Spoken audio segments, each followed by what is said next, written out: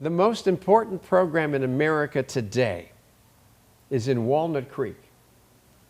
50,000 people started something called the Walnut Creek Wellness City Challenge.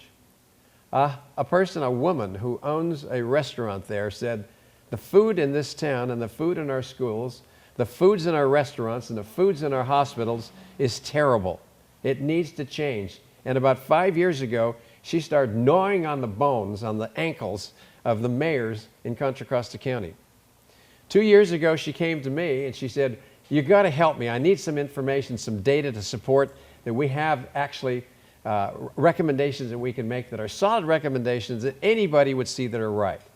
So I pulled together 25 people, some from UCSF, Robert Lustig, pediatric endocrinologist, people from UC Davis, people from the government, people from every single hospital, almost every single hospital in the Bay Area, nutritionists, dietitians, and we came up with about 50 ideas that we could put into a proclamation that nobody could understand. So we reduced it to 3 factors. Get the high fructose corn syrup and other sugars out of the first 3 ingredients of everything that you eat, okay? Or we call it a dessert. Second, you get the trans fats totally out of everything. And third, make sure there's enough fiber in it. If you do that, you'll be looking at something like a squash or a watermelon or a cherry, something that's real food. If it looks like real food, eat it. If it's in a package and it's got an ingredient list that you can't understand half the names, that's a food product. Don't eat that. Now that may not seem like a big deal, but every mayor in Contra Costa County has taken the Walnut Creek Wellness City Challenge pledge. And they have said, we will not serve anything that doesn't meet those criteria in any event that we have or in any of our vending machines. That is a start. That's real healthcare reform at the basic level in your community.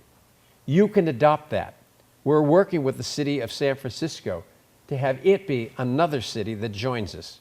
We'll see how that goes. Now, why is it so important? It's because we can do programs at the local level that affect the local level and set an example for the surrounding community. And when the surrounding community sees what you're doing that can be done and it's a program that's real, they'll actually do it. All you need to do is take them by the hand and say, this is what you do. I mean, who would be against those 3 proposals? Besides the corn industry and the oil industry and the people that are making packaged foods. I mean, who else would be against it? It's certainly not going to be the parents of the PTA. It's not going to be the nurses. And eventually, it's not even going to be the hospitals, which is probably where you get the worst food on the planet. As of about a year ago, 1/3 of the hospitals that were pediatric hospitals had fast food on site. So you can go get your Wendy's or your McDonald's downstairs in the lobby. What kind of a conflict of interest is that? Why do schools have soft drinks? Why are they having all this high fructose corn syrup put there?